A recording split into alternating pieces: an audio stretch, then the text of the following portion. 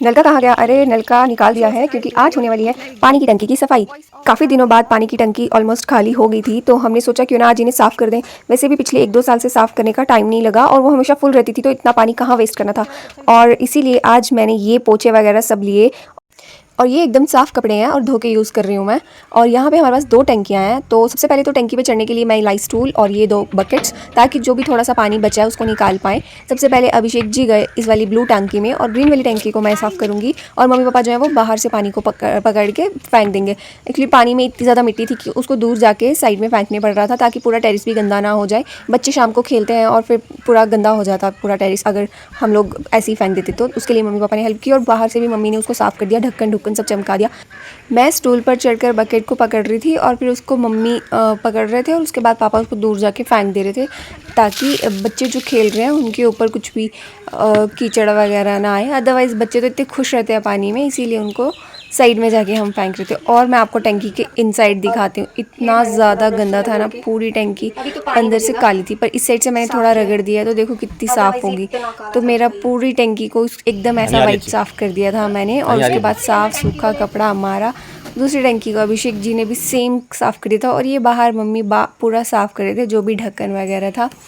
और मैं अंदर तो बड़े आराम से चली गई थी, पर मेरे से बाहर नहीं आया जा रहा था और इस बात का अभिषेक वगैरह सब मजाक उड़ा रहे थे।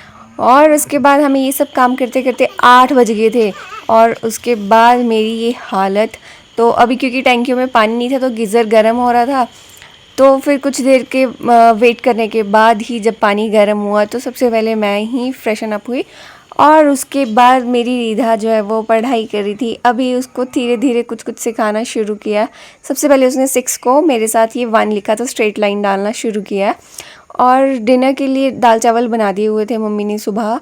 और इस टाइम अभिषेक जो है वो मैगी खाने का मन था तो प्याज कट कर रहे थे, और साथ के साथ ये गंदे कपड़े जो भी थे हमारे वो भी धो दिए और रिधा के भी कपड़े चेंज करवाए, क्योंकि वो भी पूरा भीग रही थी, पूरा मज़े कर रही थी। और मौसम अच्छा है, इतनी ठंड या इतनी गर्मी नहीं है, आजकल बारिश हो रही है। पर मुझे बड़ी ठंड लग रही थी क्योंकि मैं सुबह भी नहाई थी, हेड वॉश किया था और अब फिर से, और मेरे बाल एकदम ठंडे हो गए हुए थे और सर में दर्द होने लगा। तो फिर अभिषेक की हेल्प से मैंने अपने बालों को सुखाया। रिधा आ गई थी, उसके बाद रिधा ने अपनी दादी से भत्तू खाया। रात को उसको चावल ही चाहिए होती है मम्मा भत्तू, तो उसने अपना भत्तू खाया। और उसके बाद वो आगे वो पूछ रही थी पापा मम्मा को क्या कर रहे हैं, क्योंकि उसने ये सब करते पहले देखा नहीं है। और ये सच में फ़र्स्ट टाइम ही है, ऐसा कुछ नहीं है कि ये बहुत केयरिंग है। और उसके बाद मुझे मिला ये प्यारा सा बैग, जो कि एक कोरियन मतलब कोरियन स्टाइल बैग है, और ये इतना प्यारा है, मुझे इतना अच्छा लगा कि ये अभिषेक जी को किसी ने गिफ्ट दिया। और फिर मुझे ये बैग पसंद आया तो मैंने सबसे पहले इसमें अपनी फाइल्स और बुक्स डाल ली कि अब ये मेरा है भाई। और ये सच में बहुत अच्छा है, इसको आप जैसे भी कैरी कर सकते हो, इसको लेंथ भी बढ़ जाती है उसमें लगा हुआ बकल। और फिर उसके बाद मेरा मन नहीं था बिल्कुल भी चावल चूवल खाने का, सुबह भी एकादशी का व्रत था तो राइस ही खाए थे व्रत खोलने के लिए सुबह हमने।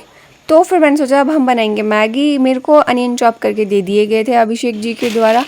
तो फिर मैंने बनाई मैगी और मैगी खा के ही आज मैंने रेस्ट किया। और इस टाइम हम पूरी तरह से थक चुके थे।